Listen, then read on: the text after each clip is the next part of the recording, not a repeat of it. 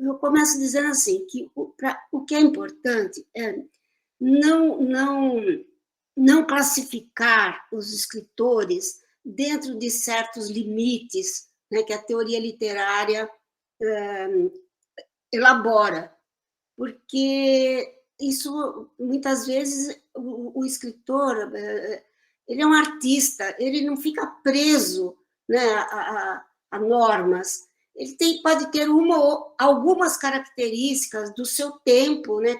Como a literatura é trabalhada em determinado tempo, num determinado contexto, é lógico que o escritor que vive ali, ele vai receber essas influências, mas ele é muito mais livre do que essas influências podem pretender, né? Então, pode-se imaginar. Então, o que acontece é isso, que não é aconselhável, por causa de esta ou aquela característica, ficar classificando os escritores, né? Isso é um dado. Então, por exemplo, essa minha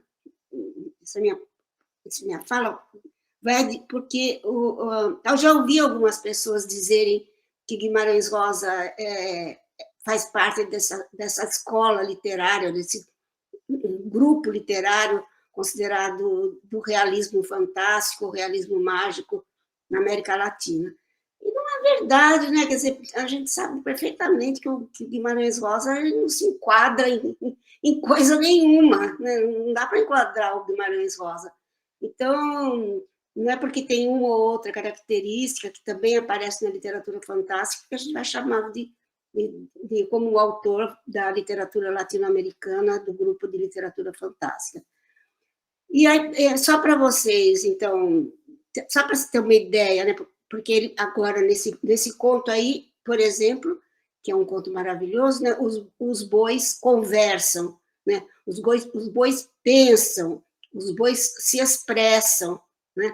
E os bois fazem planos, né? E agem de acordo com, discutem seus planos, né? Então, na verdade, os bois têm um comportamento humano. Então, por isso que há pessoas que dizem, então, por causa disso, tá? Porque isso pode ser uma característica da literatura fantástica. Mas, na verdade, os animais, na ficção, os animais falam desde os tempos mais primitivos, né? As fábulas, as lendas, as histórias todas, é muito comum a personificação da natureza, a personificação dos animais. No período romântico da literatura, que foi o século XIX, mais ou menos, se enquadra mais ou menos assim no século XIX, era muito comum a personificação dos animais e da natureza em geral, né? Então, nós lemos lá, por exemplo, aqui no Brasil, no Zé de Alencar, por exemplo, o rio murmura, o sol, o dia amanhece sorrindo, né? Então, é personificação da natureza e é uma coisa característica da literatura, são metáforas, são alegorias, né, comparações próprias da literatura. O que aconteceu, assim, numa passagem do século XVIII para o século XIX, e que originou esse termo, né, literatura fantástica, foi que o século XVIII, que é considerado assim o século das luzes, o século da razão, procurou compreender o homem através do raciocínio, né, através da sua inteligência, né, da sua capacidade de ter pensamentos lógicos e agir, né, de acordo com esses pensamentos lógicos. Mas o que se verificou, logo nessa passagem do século XVIII para o século XIX, o que se verificou é que, primeiro, o mundo mudava muito rapidamente, as cidades, as sociedades se formavam, né? Por exemplo, toda a formação das cidades é muito grande nesse período, nessa passagem do século XVIII para o século XIX, e aí vão aparecer problemas humanos diferenciados daqueles que já são próprios mesmo dos homens, né? Ou então aguçados, né? Por exemplo, o medo do desconhecido, né? O medo as angústias, né? A situação em relação ao futuro, a essa pergunta mesmo, afinal de contas, quem eu sou, né, nesse mundo de agora, né? As pessoas elas tinham assim um certo modelo de como seria o ser humano, mas de repente aqueles princípios, aqueles modelos não se enquadravam mais nessa mudança tão bruta, assim, rápida, né, das sociedades. E aí a psicologia e a arte vão ser muito importantes, porque elas vão mostrar, no trabalho tanto da arte como nos estudos de psicologia, vão mostrar que o homem, a natureza humana tem muito mais mistérios, né, do que se podia imaginar. É muito mais. Então, para se explicar angústias, temores, né, agressividades, nostalgias, etc., não basta a razão do século anterior, do século XVIII.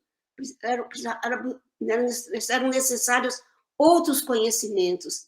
E aí, outras observações, né? E aí o que vai acontecer, então, é que essas dúvidas, essas inquietações vão aparecer na literatura de uma maneira muito mais evidente, né? E às vezes, a maneira de se expressar isso é através de alguma coisa fantástica, eu digo fantástica assim, que foge um pouco à norma geral, né, da vida, dos acontecimentos. Por exemplo, os sonhos, né? O que significava o sonho, como se explicava o sonho, e como se explicava a ideia de que muitas vezes o sonho era um sonho premonitório, né? A pessoa sonhava e aquilo acontecia, enfim. Né? Então, isso vai aparecer muito, então, quase como dizendo assim, essas deformações da realidade, na verdade, elas são a realidade, né? Mas, assim, pelo menos uma realidade não muito conhecida, vai ser chamado vai aparecer muito na literatura e vai ser chamado, então, de literatura fantástica. Por que acontecia, afinal?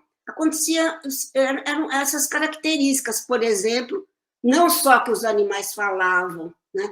Mas, por exemplo, um livro que eu estudei bastante, que é um livro de um escritor peruano chamado Manuel Escorça, os pássaros e todos os animais, quando começa o livro, a primeira parte do livro, nas primeiras páginas, esses animais estão fugindo do lugar deles. É uma debandada geral desses animais.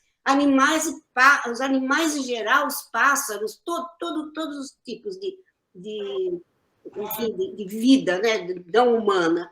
E é absurdo porque, primeiro, é um mundo de seres em fuga, e também eles não brigavam entre eles, né? Eles estavam todos juntos ali, fugindo de alguma coisa. Então, isso cria, né, para o leitor, cria uma atmosfera assim de absurda, mas como é possível? Isso existe ou não existe? E, no fim, ao decorrer da leitura, o leitor fica sabendo que houve um problema muito grande de poluição nessa região e que os animais fugiram mesmo, o que é possível acontecer, né?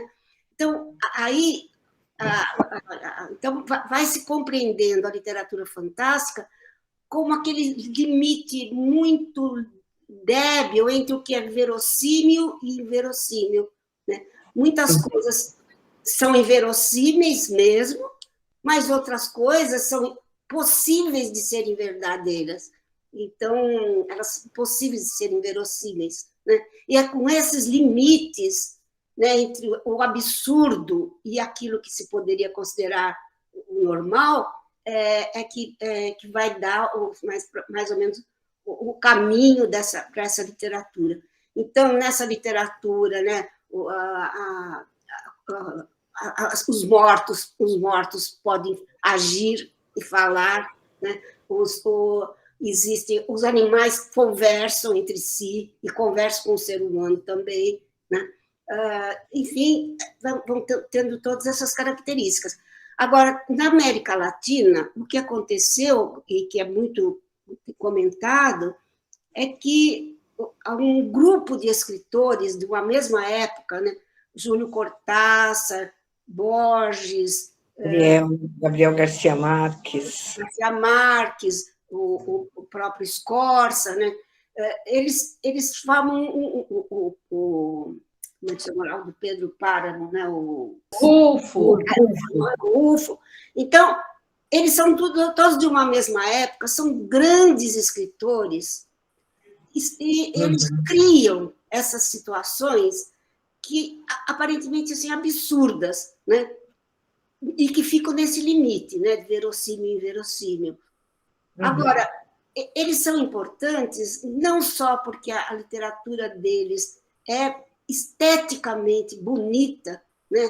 Eles são admirados porque realmente é muito bonito, esteticamente bonito, né? Então, esses escritores, eles mostram o seguinte, que a literatura fantástica, ela não é só importante por causa de ser fantástica, ela é importante primeiro porque esteticamente eles criaram uma literatura bonita, né? Tiveram essa originalidade, essa criatividade, enfim. Mas também serviu para mostrar o que era a América Latina, porque a situação da América Latina é muito diferente da Europa. E todos os nossos modelos de arte, de literatura, de música em geral, vinham da Europa. Eles eram os nossos modelos. E aí, esse grupo de escritores, eles vão criar outra estética, outra maneira de contar a vida e o mundo, que não se enquadram naqueles parâmetros já postos da literatura tradicional, que vinha do mundo ocidental, especialmente, né? Então, o Garcia Marques, por exemplo, eu escrevi aquilo para vocês, porque assim é muito significativo, né? Ele diz isso assim, né? Me atrevo a pensar que esta realidade descomunal e no solo sua expressão literária, lá que este ano ha merecido a atenção da Academia Sueca das Letras, porque ele ganhou o Prêmio Nobel pelo 100 anos de solidão, e era considerado como literatura fantástica, né? E aí ele diz isso, que é uma realidade que não é del papel, sino que vive com nós outros e determina cada instante de nossas incontáveis muertes cotidianas. Poetas e mendigos, músicos e profetas, hemos tenido que pedir muito pouco à imaginação, porque o desafio maior para nós ha sido a insuficiência de los recursos convencionais para ser creíble nossa vida.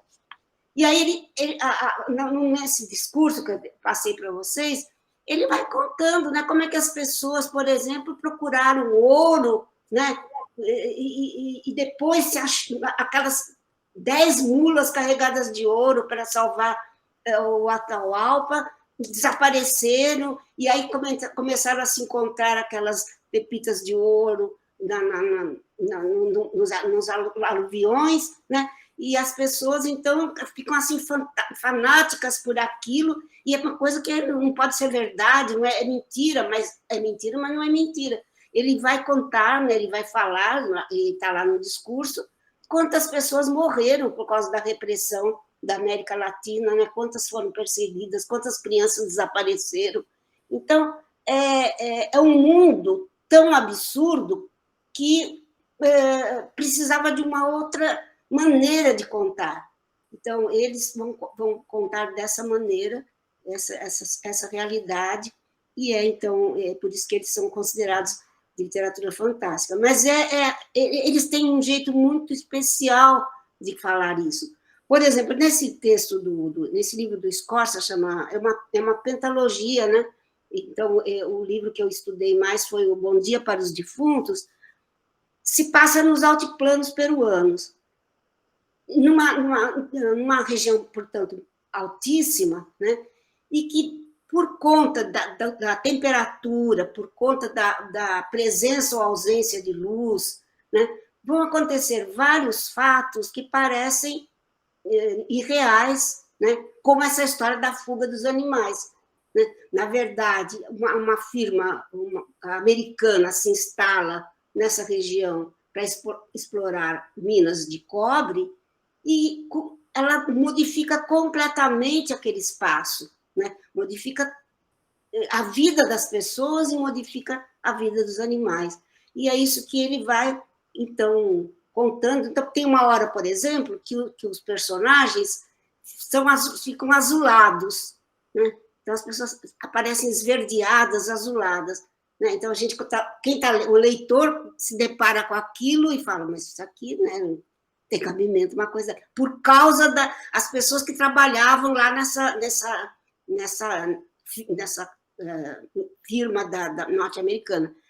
Mas aí depois, né, juntamente, nós estudamos esse livro e eu estudei com outras pessoas, né, porque foi um trabalho que nós fizemos aqui no colégio.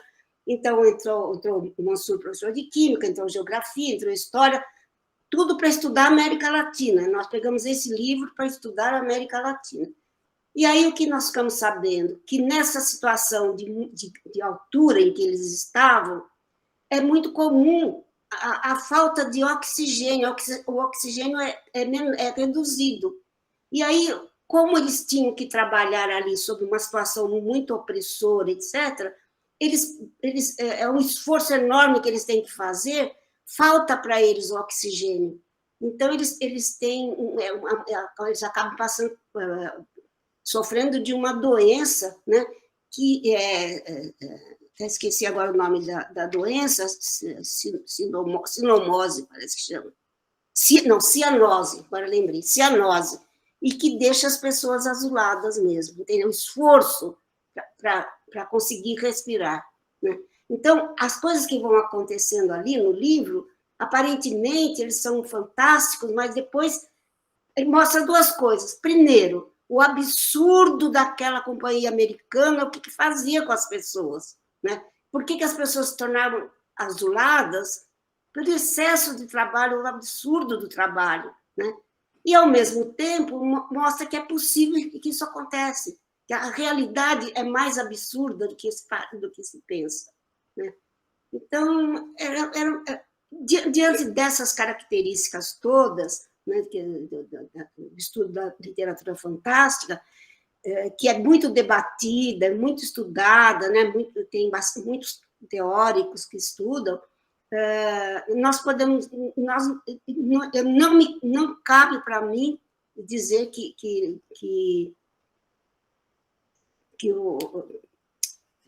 nós temos diante de nós, por causa do livro, por exemplo, Conversa de Bois, uma literatura fantástica. Né? Isso não explica de jeito nenhum. Então, era isso que eu queria só comentar com vocês, tá?